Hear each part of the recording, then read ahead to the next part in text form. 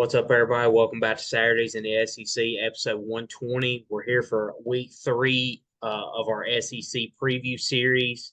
Got a couple first-year head coaches here in the SEC that we're going to break down tonight with Texas A&M and Mississippi State. Been the theme of our previews, just really interesting teams to break down. Going into year one here at A&M for Mike Elko, coming from Duke. Just really impressed with what he was able to do there, developing his players, building up that program to kind of new heights that they haven't really seen, in that program's history. Um, you know, Really excited about what he can do at A&M. Obviously has experience as a coordinator in the SEC at Texas A&M. And this is a team that returns, 72% of their production off a team that went 7-6 last year. That's actually the most returning production in the SEC. So obviously they had a lot of guys transfer out. They had 30 players transfer out of the program. There's been a lot of talk about the recruiting classes under Jimbo Fisher. They had that number one recruiting class that was just out of this world, and obviously never really panned out on the field as far as wins and losses. But some of those guys obviously have come and gone. They brought in 28 incoming transfers, which is the most in the SEC also. So, a lot of play returning starters, guys that have contributed a lot to the program. But I do like some of the pieces they were able to add in the transfer portal of guys that are going to be starters, and then other guys that are going to be more, reserve type of players. Um, Give me your thoughts kind of on this A&M offense to start out with. Obviously, a lot of returning production, specifically on that side of the ball. Hopefully, we get to see a healthy Connor Weigman this year, in spurts. When he's been healthy, we've seen the potential that he possesses. What kind of season do you think he can have, and what do you think of the pieces around him? I think that we were high on him going into last season. And then obviously he gets hurt against Auburn, breaks his ankle, was kind of limited in the spring. Elko, kept saying, he's going to be fine. Echo, he's going to be fine. And that, he's just making sure he's okay for the fall. I expect him to be perfectly fine. Then when I was looking into this, you look back at last season and you kind of feel for Jimbo a little bit, because if you weren't, an avid fan and you weren't watching him and keeping up with him, you were just keeping up with their team, you kind of look back at the Jimbo situation last year and you feel bad for him, because he had 4 different quarterbacks start games, but every single one of them was because of injury. Yeah. Wegman goes out against Auburn. Then Max Johnson comes in. Max Johnson ends up getting hurt like 3 or 4 weeks later. And then their backup comes in, or third string comes in. He plays the last 2 or 3 games. He gets hurt first play of the bowl game, and then a true freshman comes in. So, and then there was obviously other injuries around the team. They had some injuries on the offensive line, on the defensive side of the ball, some skill positions. So they really just had a trouble staying healthy last year. And then you look back at that and you're like, man, they were that banged up of an offense, and they were still able to put together, a 7-win season. And they lost 3 games last year to SEC teams by 1 score. Yeah. So they had they took Ole Miss down to the wire, missed a field goal. So you think a couple of 2 or 3 games here or there go another way, you're talking about A&M in a whole different light. We're not even talking about Mike Elko being there. So I expect their offense to really be back to what it was the first 5-6 weeks last season. So I expect led by Connor Weigman. Yeah, what was really unfortunate too is how hot of a start he got off to last year too. He threw for 979 yards, nearly 69% completion percentage, 8 touchdowns to just 2 interceptions in those first, few games of the season until he got hurt. So it was just really, unfortunate for him, because he was really coming into his own, playing the best football we had seen him play, as a sophomore there. So it was just really unfortunate that he went down, because like you said, That really, hampered them offensively. And probably, like you said, would have ended up finishing better than 7-6, considering how many close games they played in down the stretch. So, yeah, I really hope to see him fully healthy, get that full year under his belt, because I think he can really do some good things. And, he's got some good pieces around him. You return most of the starters on the offensive line, led by Chase Basantis, Ruben Fothery, Trey Zoom, guys like that. 3 or 4 stars return on the offensive line. Added a transfer in the mix there as well. So you look at the receiving core with Moose Muhammad, who's been around there a while, Noah Thomas, Jade Walker. So there's some guys that are going to be able that have played a lot of snaps that are going to be able to step up and contribute immediately and step into even bigger roles. So his running back group, guys like Reuben Owens, 5-star running back a cycle or two ago, Le'Veon Moss, Amari Daniels. So there's not a star-studded backfield necessarily, but some guys that are pretty well rounded, and they've got depth there of guys who've played a good bit of football. So I like the pieces around him too. I want to see how Colin Klein does, coming down from Kansas State. Has done some really good work, with Walker Howard, who's now at Ohio State. Avery Johnson, who played some for Kansas State last year. They talk about, him. He's really going to burst onto the scene, and he's shown a lot of potential early in his career. So I want to see, what he can get out of this offense and out of Connor Weidman specifically, because the talent's there, the experience is there for them to, have a really solid season on that side of the ball. Absolutely. I expect him to be able to move the ball down the field. I mean, overall, they're, according to Phil Steele, they have 112 total starts across their offensive line. So that's big. They did underperform last year of what was the expectations were, but I think they'll bounce back. So I'm excited to see their offense, but their defense is what's really going to be scary.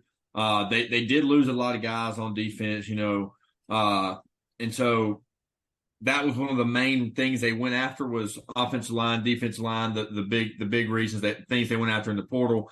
And Elko said that this is probably or could turn out to be the best defense he ever coaches, not in the sense of the production of what he's saying, the sense of the talent that's on the roster. He's saying he thinks it could possibly be the best defense he's ever coached. So if that's the case, I mean, he was there. He was in Texas A&M 2019 to 2021, and then his defense at Duke was a complete 180 from when he got there. So this guy is, if anybody wants to come in to the new SEC as a head coach, first-time SEC head coach, he's got the recipe for the most success right now. I mean, he came in with an extremely talented roster, even though they did lose some guys. A place like that's got lots of money in the big NIL world now that we're in, they were able to go out and get guys that they wanted and they needed.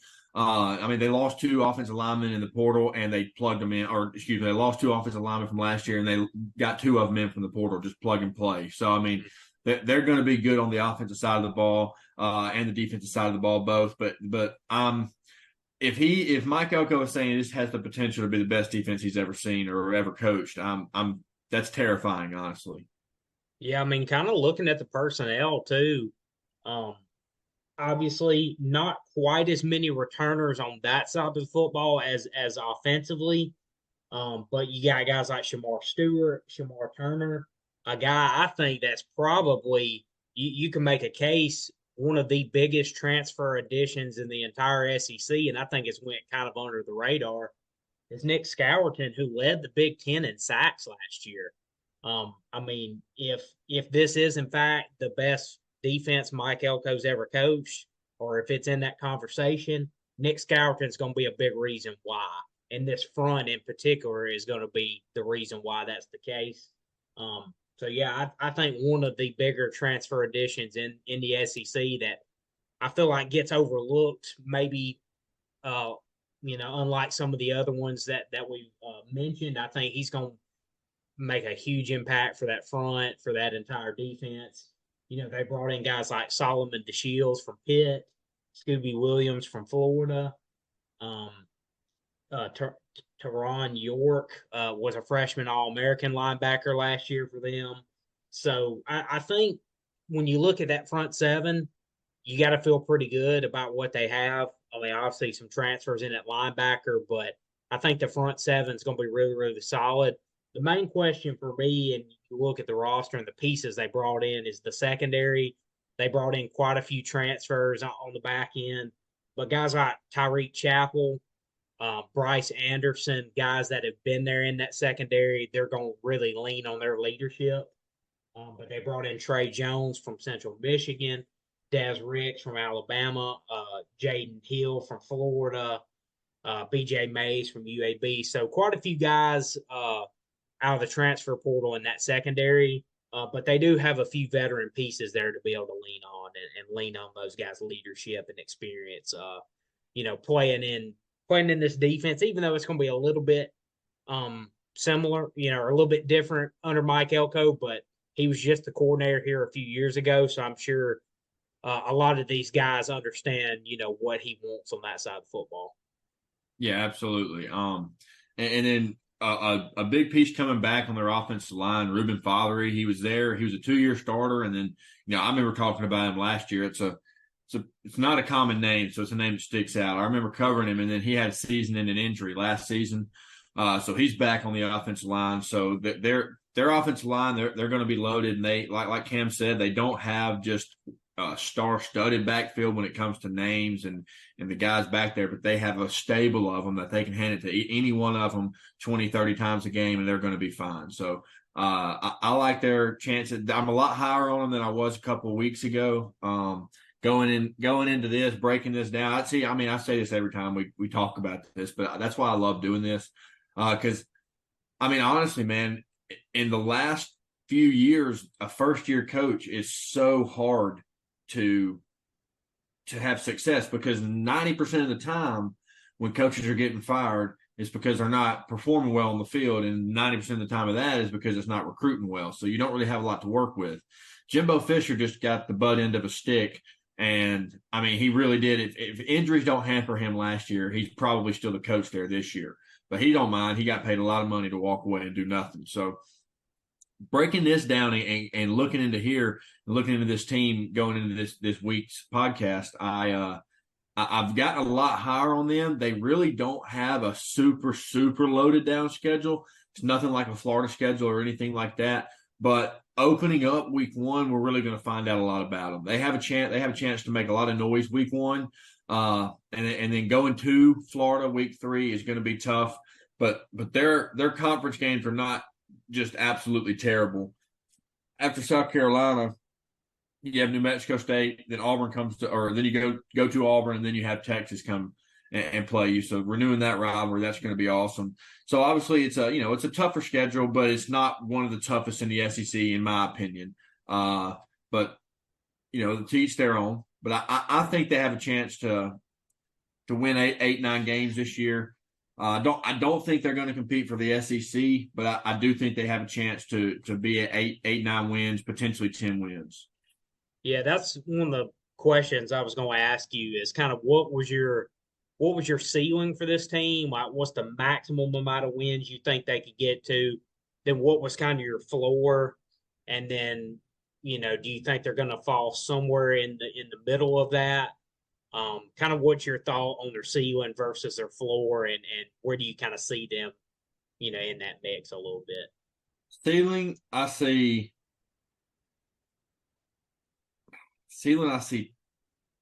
10. Because that's everything going right. Your ceiling is everything's going right. Your floor is kind of things pretty much not. I think floor 7 is worst case scenario. I think 7, just repeat of last year. But I think ceiling, because you got to factor in, you got Notre Dame. You're going to Florida. We know Florida's not all that crazy, but you're going to Florida. You got Arkansas. That's an old, that goes back way back. Those are always good games. Missouri's going to be good again. LSU, and then you're at Auburn and Texas. So those are some tougher games. You're not going to skate through all those and only lose one. I don't think that. They do have some of their tougher games at home. They get LSU at home, they get Missouri at home, they get Texas at home. So that's their favor. But they obviously they get Notre Dame at home to open up the schedule. But you're not playing all of those teams. That was 7 or 8 teams that I named. I think you're going to lose at least 2 of those at minimum. So I think ceiling is 10-2 for sure. Floor, absolute worst case scenario, you got to repeat it last year. If you're worse than last year with this roster, they might pay him to leave too. Mm-hmm. Yeah, I would agree with that. I think 10's probably the ceiling. I think 7's the floor, and ultimately, I think they're in that 8 or 9 range. I mean, you look at their schedule, like you said, it's. I mean, obviously, it's a fairly tough one. They all are in the SEC pretty much, but I think what's really favorable for them is you look at their 4 biggest games. You have Texas at Kyle Field, you have LSU in College Station, you have Missouri in College Station, and you have Notre Dame there, which is arguably, and if you look at the championship odds, those are the 4 best teams they play, and they're all at Kyle Field. Yep. Your 4 true road games. Now you play Arkansas, in Jerry World in Arlington, like usual. I believe this is the last year that's going to take place too. I believe it's going to home and home after this. So, I love it when they play there. I love watching that game. Yeah, so I love watching a college game at Jerry World. I don't know, it looks so much different. I love watching it. Yeah, so I'm pretty positive this is the last year they're doing it in Dallas. So I think it reminds me of Friday Night Lights, the TV show. They play the state championship there. I think that. I mean, I know it's not high school football, it's college, but it's not the NFL team playing there. So I think it gives me a little bit of that, but it's real life. So it's kind of nostalgic. Yeah. I think that's why I like seeing games played there. Any college game played at Jerry World's awesome. Yeah. We get the college football playoff there sometimes with the Cotton Bowls to host. So, but in season, SEC teams, man, it's fun. It is fun. Yeah. I've always enjoyed that game. That's a rivalry that A&M's dominated. I believe Arkansas has only won once since 2013, I believe, 2011, somewhere in there. So they've always had really competitive games for the most part, but A&M's usually kind of dominated that series here in recent years. But yeah, so looking at their true road games, obviously that Florida game's a huge one early on. And, I mean, you're going to get the best version of Florida. I mean, it's so early in the season. We don't know what Florida's going to be in late November, but in early September, obviously, you would think you're probably going to get the best version of Florida. So that's roster-wise anyway, yeah. Yeah, the open SEC play, anytime going on the road to the Swamp, and Florida's got a fairly capable roster. It's not like they're completely barren down there. So, I mean, that's going to be a tough one to open conference. But yeah, so you look at Florida, at Mississippi State, at South Carolina, at Auburn. Those 4 teams are ranked. Let's see. So Arkansas is ranked 14th in SEC odds. Mississippi State's ranked 15th. Florida is ranked 13th. South Carolina's 12th. And Auburn is 10th. So the bottom 4 SEC teams they play are bottom 5. One's a neutral site and the other 4 on the road. So you get your toughest 4 SEC games at home. And I think that's why you see the markets a little bit higher on Texas A&M. They're over under win totals at 8.5. Like you said, for a first year head coach, that's really large. 8.5. So that's a big number. So I think A&M's going to have a chance to play spoiler in a few games this year. Obviously, that LSU game, October 26th, is going to be huge. That Missouri game, early October, again, another swing game there. So I think, like you said, that's why I have their ceiling a little bit higher, is because they do have some of those tougher games at home against teams that are a little bit better than them probably on paper and just in the odds markets. But when you get pretty comparable teams and that other team's on their home field, that's a huge advantage and a chance for them to play spoiler here in a couple games against all four teams that have playoff aspirations. So A&M's really going to have a chance to not, to kill some playoff hopes potentially. And I really think they probably will do that for one or two of those teams. So I got just because the last few weeks, the teams we've covered, we've talked about they potentially could go 10-2, maybe make the playoffs, but we don't think they're going to compete for the SEC. Okay, we think they're going to make the playoff, maybe can make a deep run, but we don't think they're going to win the SEC or compete for the SEC. Is it going to become, now with the 12-team playoff, is it going to become more of an accomplishment that you won the SEC than making it to the college football playoff? Like, okay, so right now teams compare their success on making the college football playoff. Like Ole Miss making the college football playoff. Okay, they make it or whatever. But then how hard it is because it's the top two teams of clearly the best conference or the best 16 or 8 or 9 of the best 16 teams, whatever. Mm-hmm. So it's going to be so hard to win that. It's going to be harder to win the Big Ten. It's going to be harder to win all of them. Do you think it's going to become teams like Alabama used to say, well, we don't care if we win the SEC as long as we win the national championship? Obviously, if you get in the playoffs and you win the SEC, you have a great chance to win the national championship. So you're still going to want that. But is the season going to become more of a scale of, well, we didn't win the SEC this year. Oh, well, we made the playoffs, so what? We didn't win the SEC. Is it going to tip back the other way? I guess is what I'm trying to ask. Yeah, I mean, I feel like it should. I mean, because winning the SEC, like I said, I mean, obviously it's going to be harder now. I think too, a little added advantage. Obviously, if you win the SEC, you're going to be a top 4 seed. You're going to get that bye game in the playoffs. So obviously, that's another added incentive. But and I think a point that's been brought up, I believe Kirby Smart brought it up, is, and I don't know, what you think about this as well, but the top 2 teams obviously are going to make the SEC title game now. Mm-hmm. So there's going to be more than just those 2 SEC teams make the playoffs. Like the third place team is going to be in also. I don't think the loser of the SEC title game should drop below that third team.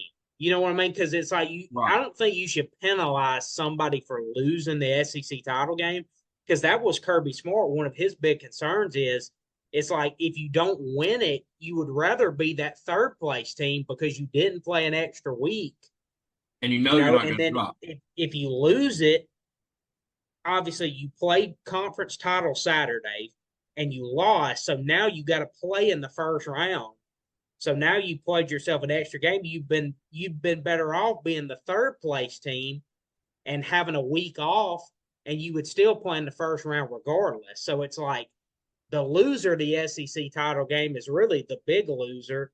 And so I think it's going to put even more added importance on that game to win it. Right. Because not only do you get that first round bye, you really hurt yourself if you lose it, because obviously you had to play that Saturday and then you got to turn right around and play in that first round game, while the third place team got that bye week off to prepare for the first round. So it's just kind of that's a little something to think about, I feel like.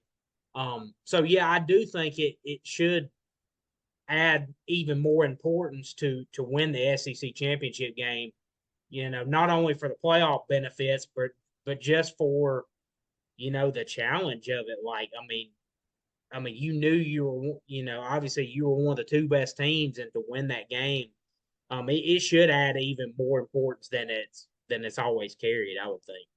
I want to finish with A&M real quick. I've got them going. I think they're going to go probably, I won't say 8-4. I feel like I think one of those road games going to Florida or to Auburn is probably going to trip them up. I mean, I think even though those are teams in the odd markets that are bottom tier SEC, I still feel like those are really tricky road trips. I do believe that Florida one's going to be tough. You go to Jordan-Hare the week before rivalry week, and to me, that's a super interesting game that's probably been a little overlooked, because you've got A&M renewing the rivalry with Texas the very next week.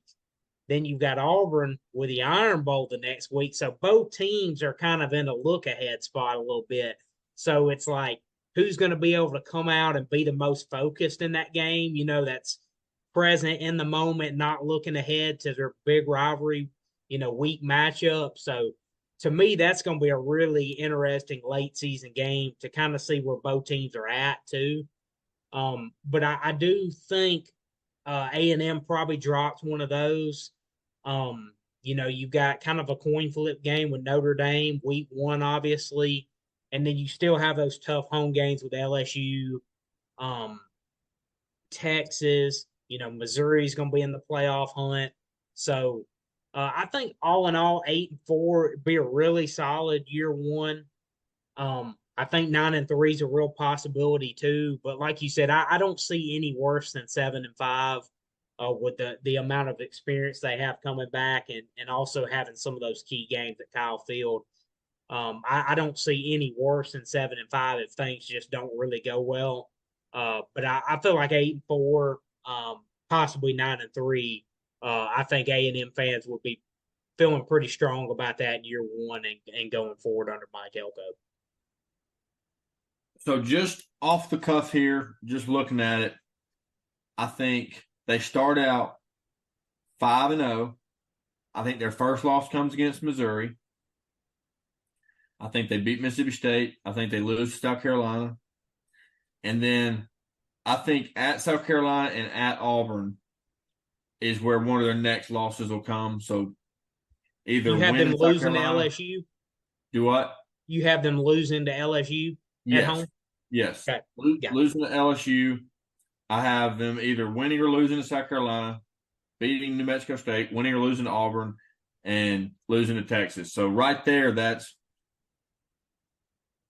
8-4. I just rattled it off quickly. Just obviously done this, gone into them, just looking at the schedule, boom, boom, boom, went off that. So 8-4, 9-3 is what I'm thinking. Yeah.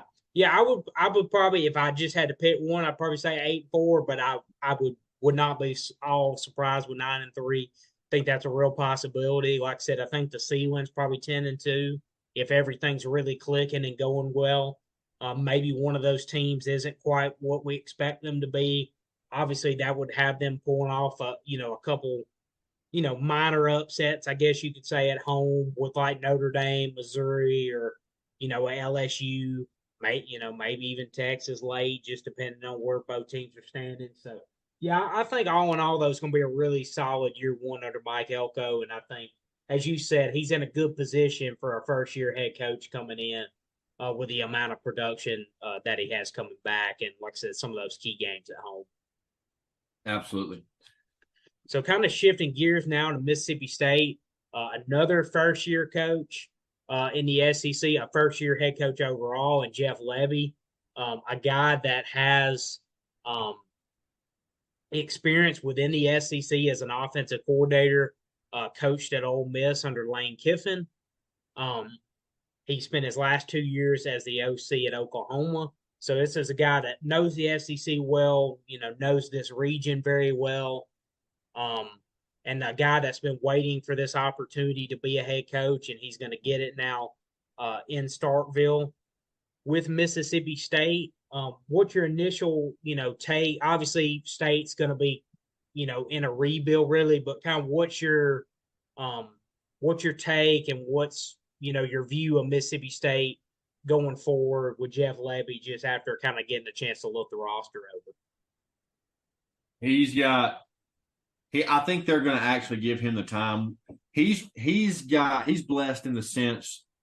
So the way that Elko is blessed and he gets to come in and take over just a jam up roster year one, Lebby is getting the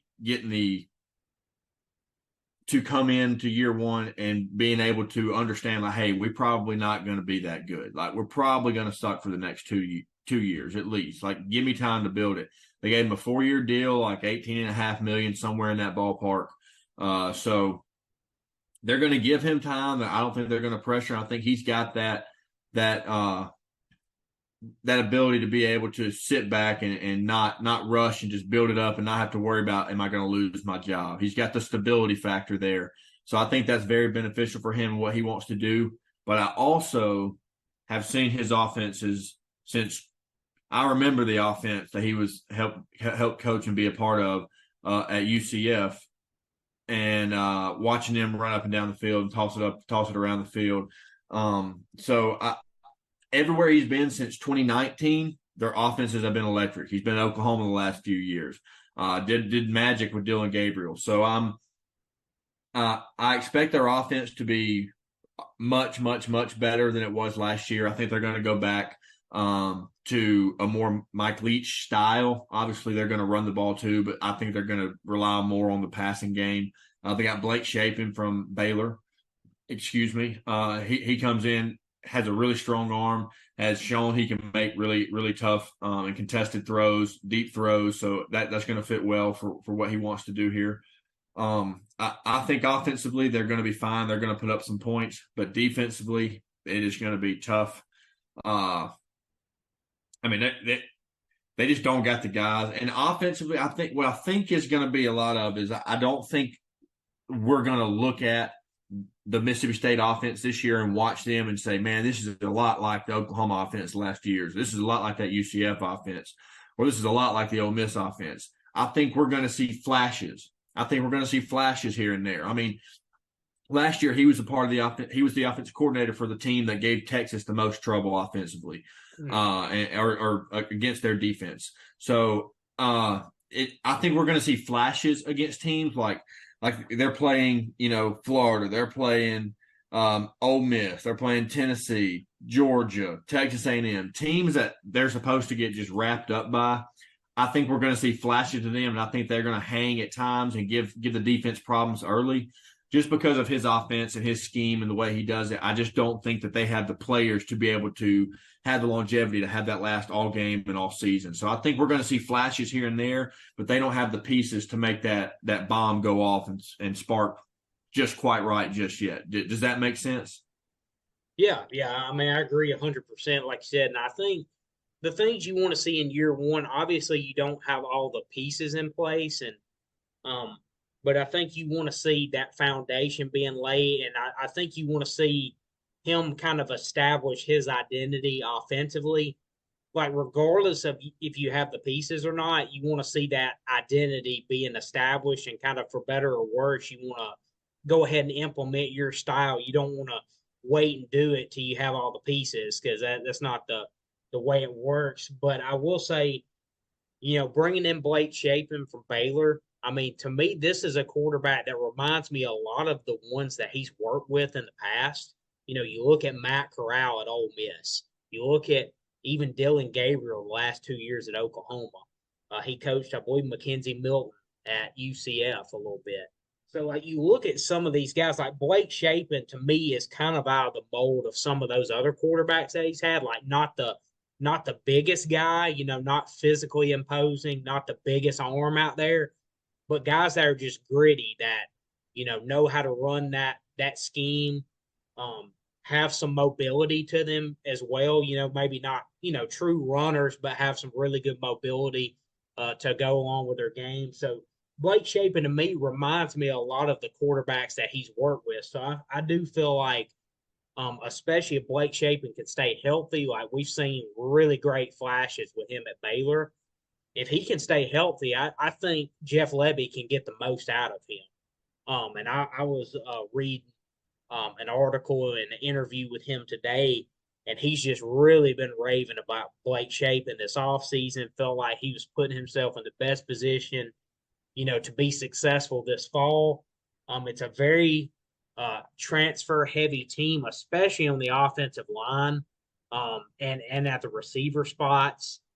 They brought in, Ethan Miner from North Texas, Marlon Martinez from LSU, on the center and the right side of that offensive line, Jacoby Jackson from Texas Tech, Mykylan Pounders from Memphis, probably going to be one of their better overall players and probably their best offensive lineman there at left tackle. They brought in Kelly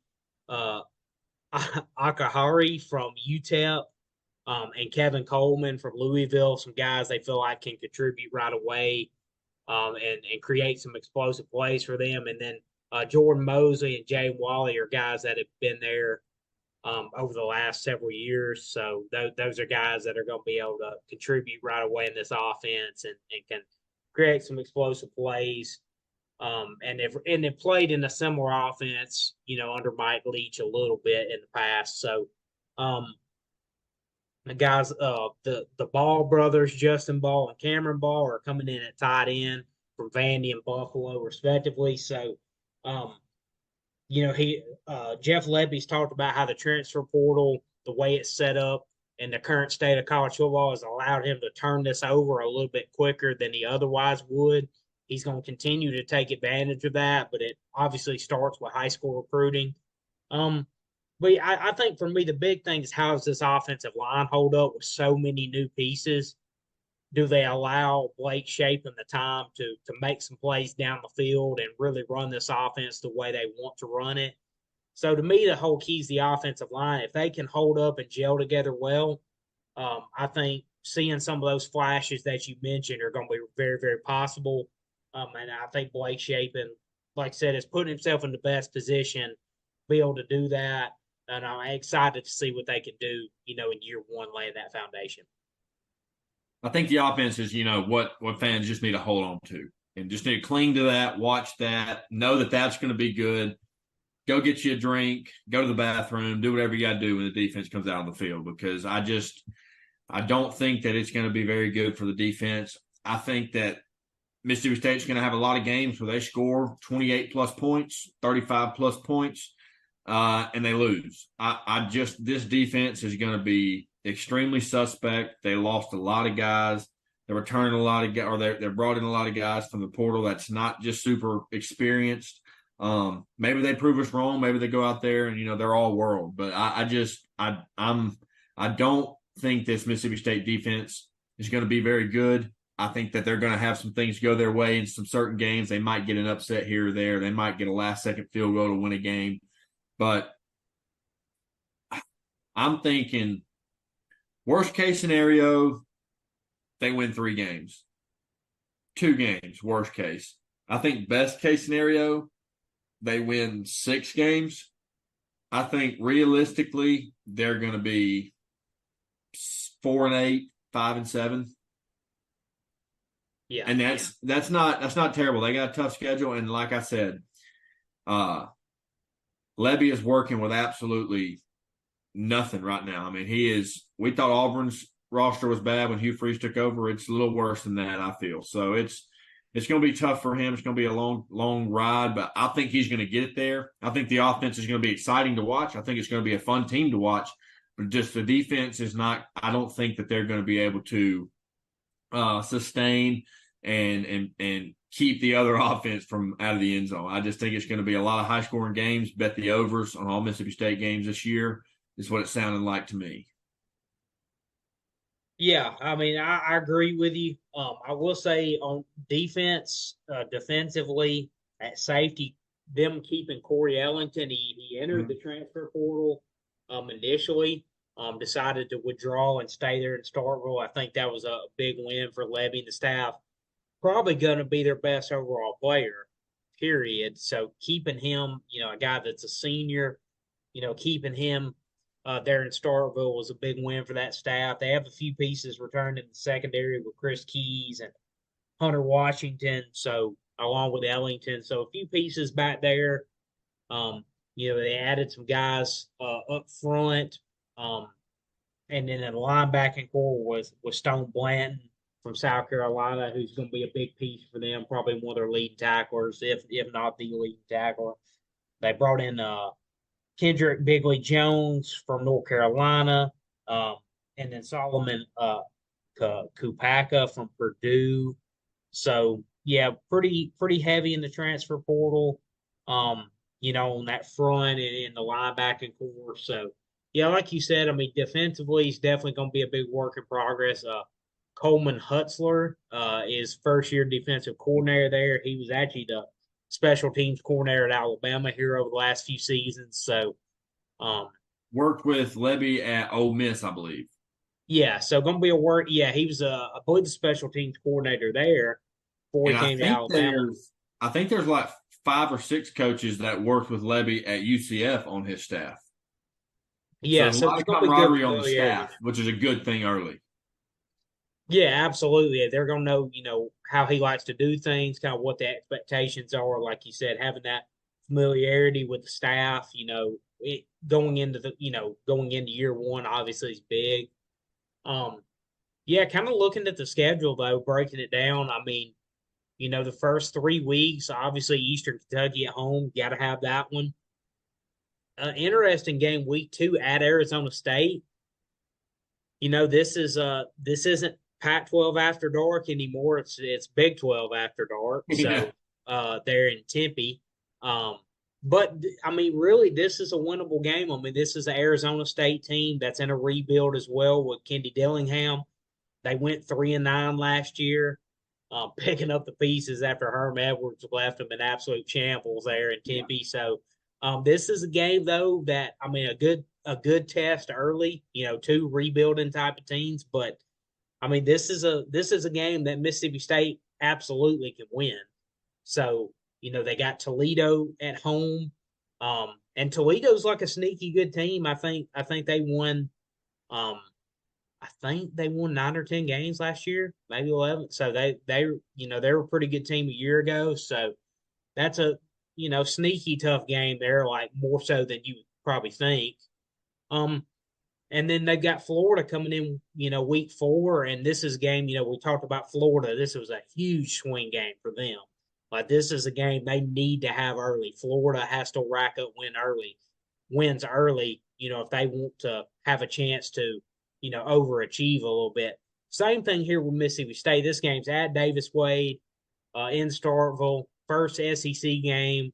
This is a game, obviously a Florida team that's better than them, certainly, but it's not insurmountable.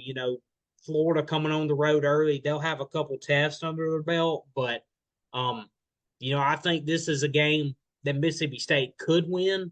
Probably not going to be favored, but certainly being at home, a chance they could. 11 a.m. kickoff is going to be tough for the Gators, so that's one they could get.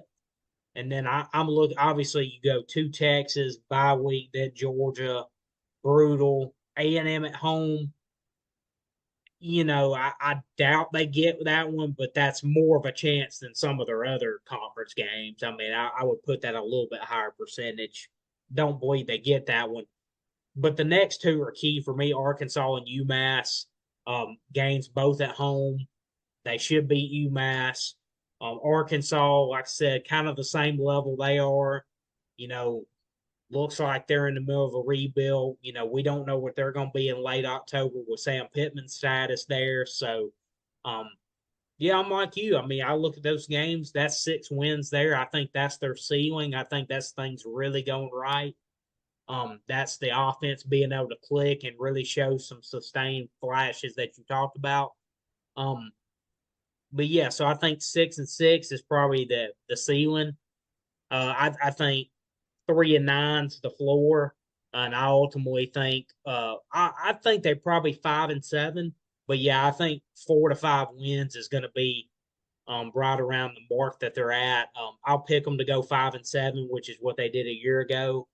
Um, but I think the big thing, and I was listening to an interview with Jeff Lebby on Josh Payta's speaker series, and he was asked what would he define as success year one, and he obviously win some games is very important, but he said I really want people to go at the end of the year that this program's really trending up.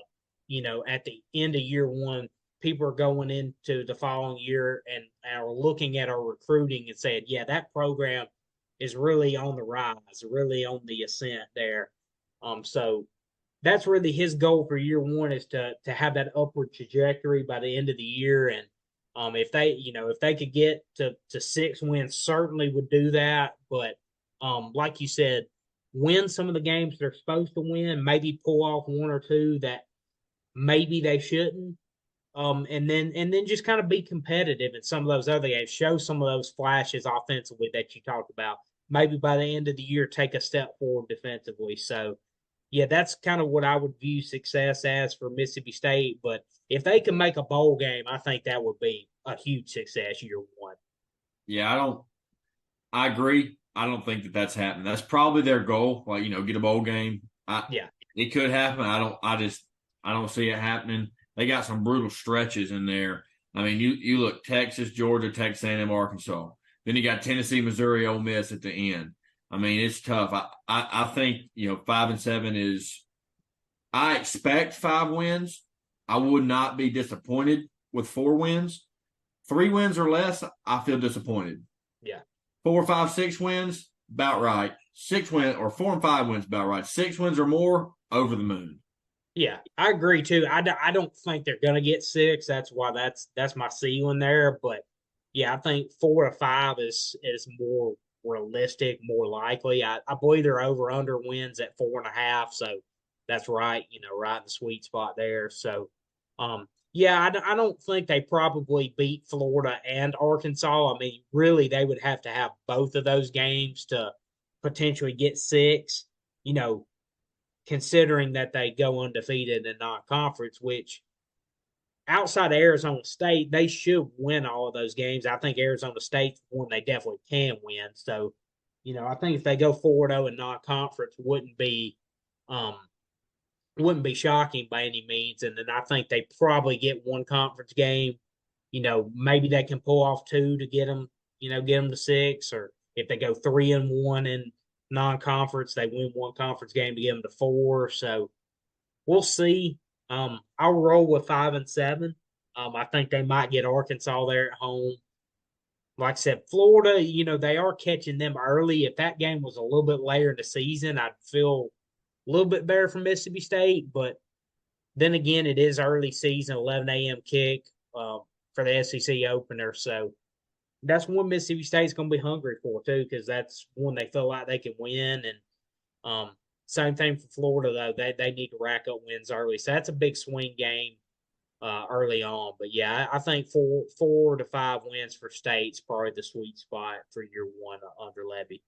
Absolutely. And it's going to look a lot different. I mean, it's going to look completely different than last year in the personnel that they're running and in the scheme that they're running. I mean, we're going to see a lot of young guys and a lot of new guys. J.J. Harrell expected, he's a wide receiver, expected to make a big impact this year. And then there's some conversations going on in the in the Mississippi State Twitter sphere, I guess you'd call it. Mario Craver, guy actually from Birmingham, from Clay Chalkville High School, wide receiver. There's been some talk going back and forth on the message boards. Is he going to redshirt? Is he going to play? He had a really good spring game, showed some ability to go up and make some plays. So there's going back and forth on that. If he has a chance to play, he could become a big name. I've seen him with my own eyes, Duke and ball. They're saying potentially needs to potentially add some more weight, but they're going back and forth saying don't know if they can keep him off the field, things along those lines. So potentially could see Mario Craver showing out for the Bulldogs this year, but definitely expect to see J.J. Harrell, and then you alluded to him earlier, Kelly Akahari. I really not sure how to say that last name. I'm so sorry if I got that wrong. Over 1,000 yards last year, under 50 catches. I think he had 7 touchdowns at UTEP. So, I mean, this guy's going to show out. Dude, you have over 1,000 yards on 48 catches. That's incredible. Yeah. Yeah, I do think there's some pieces here, like you said, to potentially, like I said, really show some growth and really kind of lay that foundation for what they want to do offensively. And like I said, I think they got the right quarterback to do it. So I think it's an entertaining 4 to 5 win team. Like, I don't think it's going to be a dreadful 4 or 5 win team. Like, I do think there's going to be some excitement there. And like you said, would not be shocked if they don't compete in some of these big games. Like, I don't necessarily think they're going to get blown out by every, top 5 or 6 SEC team they play. I mean, I think that's the growth you want to see, though. It's like, especially as the year goes on, seeing those flashes offensively and seeing, can you compete with some of these teams and, hang in there in some of these games. And that's what you want to see trending up, in year one, and especially towards the end of the year. But yeah, I think there are some pieces there to make a little bit of noise and especially be a little bit entertaining. And I do think some of these pieces, while they're not obviously going to be the most talented, this isn't the most talent he's going to have, but I do feel like some of the guys he's brought in does fit what he wants to do, and I think it will give him a chance to lay that foundation down. But I'm excited about Blake Shapen, though. I really am curious to see what he can do, and I hope this offensive line's able to come together and gel a little bit, to give him, some time and some space to operate with. Yeah, this is the second toughest schedule in the SEC, according to Phil Steele. They have to play 4 preseason top 10 SEC teams. That doesn't include LSU. That doesn't include Tennessee. That doesn't include Texas A&M. So, 4 SEC preseason top 10 teams. It's not top 25 teams. That's top 10 teams. So, they definitely got a gauntlet they got to run through. Right behind their toughest schedule, right behind Florida. Both of them got a matchup this year. So, it's that one, like you said, is a swing game. I think swing game for both of them, like you alluded to, because that's the toughest schedule and the next toughest schedule playing against each other. You're scrapping and clawing for every win you can put in that column. So that one's going to be a fun one to watch. It is early, week 4. So that one's going to be a barn burner, I feel like, and it's just going to be a scrappy, good old fashioned SEC football game. So that's what I'm looking forward to for sure. But it's going to be a brutal run this year for Mississippi State. But I think already with what we've seen Lebby do through the portal and the vibes and talk around the program, I feel like it's already on the uptick, and I expect good things to come from Mississippi State in the future. Yeah, I do as well. I think, like I said, a good chance to lay down the foundation this year. I do have one thing I have to mention, a little bit of a complaint here. Looking at the schedule, and I actually knew about this weeks ago, but it reminded me once I looked at their schedule. I don't know who signed off on moving the Egg Bowl from Thanksgiving night. Oh, I know. That is a terrible move. Why are we putting this game Friday afternoon? I don't get it. I'm going to be watching regardless. I'm going to be off, but it's like, why are we moving this game from Thanksgiving night, man? It's a tradition unlike any other that I've done my entire life. Go for seconds on Thanksgiving and settle down for this daggum Egg Bowl. Yeah, and now it's a Friday afternoon. Terrible call. So I had to throw a complaint in there. I'm with you. I side with you 100%, Echo. There's already a bunch of games on that Friday. This was appointment television Thursday night, Thanksgiving night. This was a standalone ball game. Why are we throwing it in there with all the other games on Friday afternoon? Makes no sense. Yeah, the viewership will be outrageous. Yeah. One ball game. The viewership is going to be out the roof. Yeah. Holiday weekend, everybody's at home. Everybody's in front of a TV. Everybody's watching football. Nope, sorry, can't watch the Egg Bowl. Sorry. Sorry for the ruining the tradition that you've always had your whole life. Sorry. Doesn't matter. Money's more important. We don't care about viewership that much, apparently. Sorry. But, yeah, anyways, I thought that was a bad move. But I do want to say what a rivalry week we're going to have, though. You talk about the Iron Bowl, the Egg Bowl, A&M and Texas renewing their rivalry, just to name a few. Like, I'm so excited for that. That's one on my list of top conference games I'm looking forward to is A&M and Texas renewing that rivalry. This first one being at Kyle Field, too. With Texas going to come in as the favorite going to, an underdog A&M, a team that could potentially play spoiler, at the end of the season there. As we well know, you kind of throw records out during rivalry week. Crazy things happening. So, between those 3 games, three of the better rivalries, obviously in college football. I'm really excited for A&M and Texas specifically to be renewing that rivalry. Yeah, and you when you said playing it at Kyle Field, it reminded me, and you've touched on this. You touched on this months ago. But Texas A&M and Missouri have been in the SEC for 12 years now. This coming up season will be their 12th season in the SEC. Mm-hmm. In 12 years, Georgia has not played a football game at Kyle Field. Mm-hmm. But in Texas's first season in the SEC ever, they're playing at Kyle Field. That is criminal. Absolutely. That's why this new system and the new scheduling is going to be much better, because that will never happen again.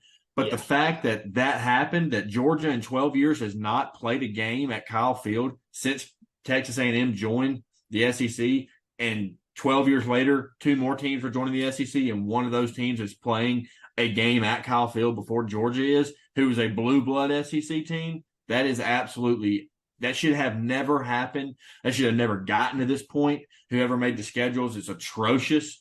I mean, I understood they were bound a little bit by you only had two out of conference or out of division opponents, and it was really Yeah. only one because a lot of them were locked up with another one. So it was really only one that rotated. But the 12 years and they can't play there one time, that's criminal, man. Yeah. Criminal. Yeah, I mean, yeah, great point. I mean, like I said, I hate to beat a dead horse over and over again, but this scheduling is so much better than it Oh, was yeah. over the previous, decade plus, and even probably further back than that. So, yeah, I mean, this was desperately needed. Like you said, that should not happen. And like I said, so Georgia has not played at Kyle Field in 12 years. I guess now going on 13 years. Um, but they're playing at Texas this year. So they're playing. They'll play at Yeah. Texas At before Texas. they play at Texas A&M. So that's kind of crazy. Um, and then you mentioned with A&M. So it's been desperately needed. I'm glad we're moving in that direction. Obviously, eliminating divisions handles a lot of that because, like you said, they were hamstrung by only two out of division games, and you had to play the same rotation. Um, I'm for keeping some of the big rivalries and pretty much rotating everything else. I think you make it a lot more, a lot more even across the board. Just playing more of a spread of teams in your league and giving the opportunity to guys that come and play in this conference, give them a chance to go to all of these venues and give them a chance to experience get the full SEC Yes. experience. So many guys were robbed of playing at some of these venues because of the scheduling and the way the structure was. So, yeah, I mean, like I said, not to beat a dead horse, but I'm glad we're moving in this direction. It was much needed, and like I said, I think it's beneficial for fans. It's beneficial for players.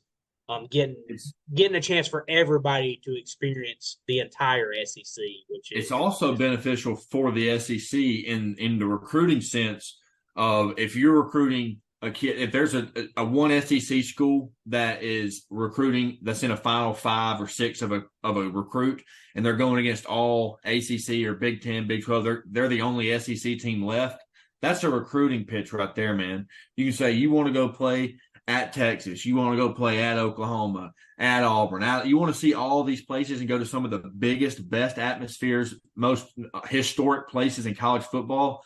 You come to this school, you come to Mississippi State, you come to South Carolina, you come to LSU or whatever it is, you'll get to play at all those places. Like, that's a 100% benefits to SEC in this new scheduling as a whole. Every team on the recruiting pitch of going against other conferences, because other conferences don't have the powerhouse historic venues that SEC does, and their scheduling is a kind of similar to SEC, but not as guaranteed. Yeah, for sure. I just think it's a benefit for all parties, the fans, the players, the schools themselves. Yeah, I just think it's a good benefit. It's a win for everybody across the board, and I think something that people have been clamoring for a while. This podcast in particular, among probably a bunch of other people. So yeah, I'm glad we're moving into this direction for sure. Yeah, I think it's going to make for to me the probably the most intriguing season I think we're leading into that we've ever seen. I mean, like I said, I look down the matchups week by week. It just keeps going. It's insane. That's why it's going to be so much more fun. We're getting the juiciest matchups we've ever got this year. So I'm excited for that.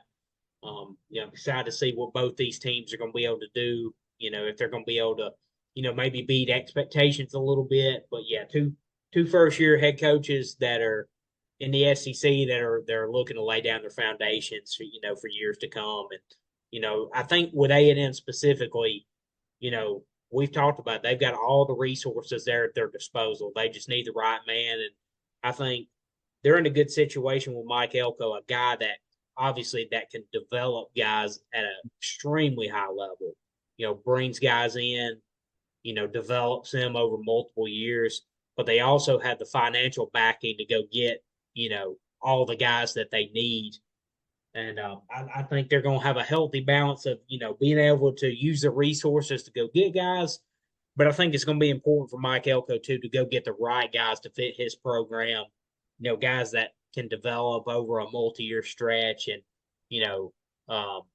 be able to bring A&M success at the highest level, which they are more than capable of doing. And I think they're going to be in a very good situation under Mike Elko for the foreseeable future. I got a question for you. Do you know who Phil Knight is? Yeah, I do. It's the owner of Nike or owner CEO of Nike. Yeah. So let me tell you, Oregon listeners. Let me tell you, the listeners, what he has done to Oregon. It has come out that Phil Knight is allowing Oregon to have unlimited NIL. He wants to win a championship. He wants to go after it. He's seen them there at the cusp twice. They've lost twice. They lost to Auburn and the Natty in 2010 season. They lost to Ohio State in the playoffs in the 2014 playoffs. They have been given unlimited NIL at the University of Oregon. This is crazy, dude. Yeah, well, I will say this. They're recruiting obviously, I mean, they've always had a lot of resources there. It's a reason Dan Lanning didn't want to leave there. I mean, I think that's what I'm saying. I don't think he was ever really a consideration for, or it was ever really a real threat of him leaving Oregon to come to Alabama or anywhere else like that. Because I think he realizes that he has all that he needs there at Oregon to be successful.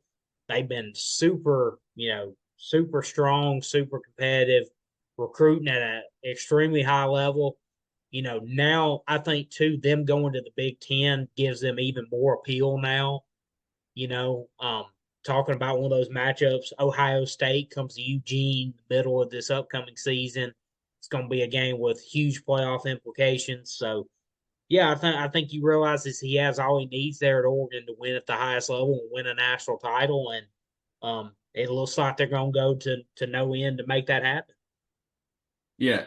I mean, not many people can compete with Nike money. All right. So I'm looking at some oil money. Apparently the net worth of these things, people are in power of this and whatever, 22.6 billion. I'm going to look up Nike's net worth. I know Texas football has like 12 billionaires that donate to their program. So Nike's net worth is 112.26 billion. So according to that, it's more than any of the donors that Texas has or Texas A&M has. So we could be seeing some Lambos and helicopters and what else parked outside Eugene when recruits are coming to visit if they got money like that now. Everybody's got a cap on theirs, like you said. Texas got 12 million, but he's opening the checkbook saying spend whatever you want.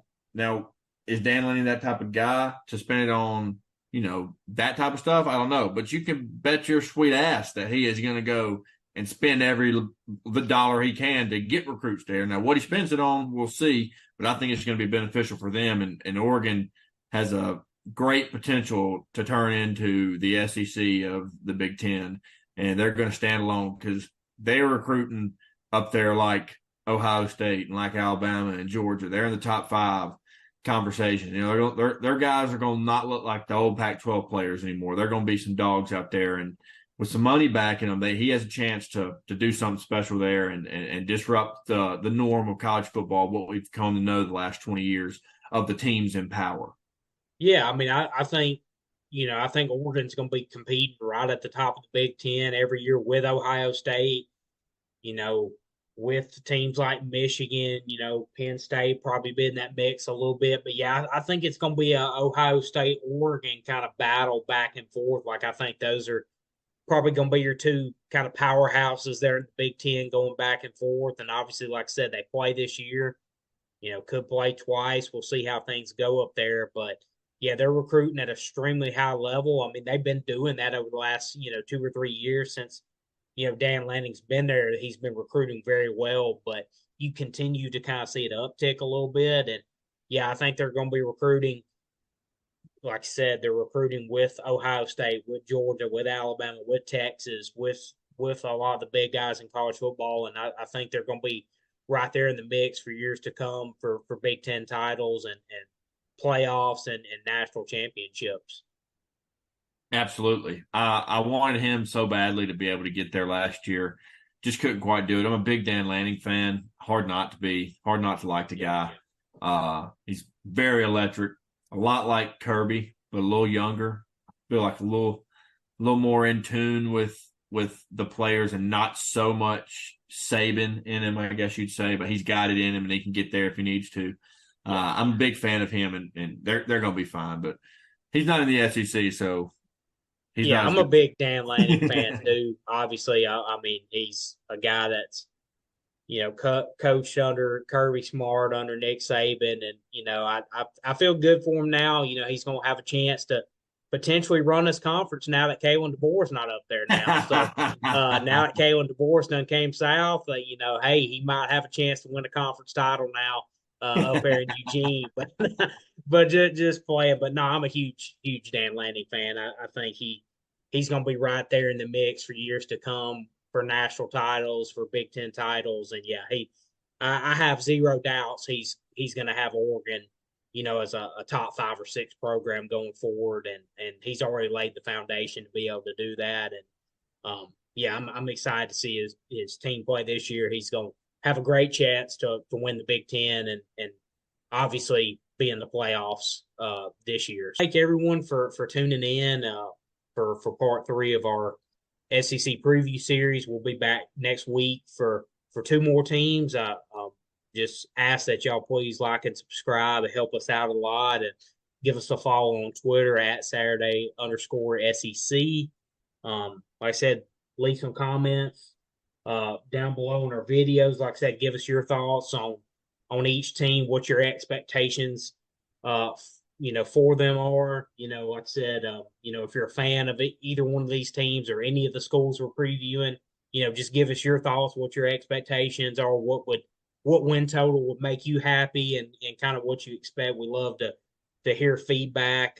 We actually got a comment breaking that when we were talking about the toughest stadiums, and somebody had commented about, Oregon, he had went to a game there and was talking about it was a really underrated atmosphere. So we love feedback like that. Please, continue to do that. It's awesome to see. And we'll be back next week to break down part 4, and hope you guys have a great rest of your week. Thank you, guys.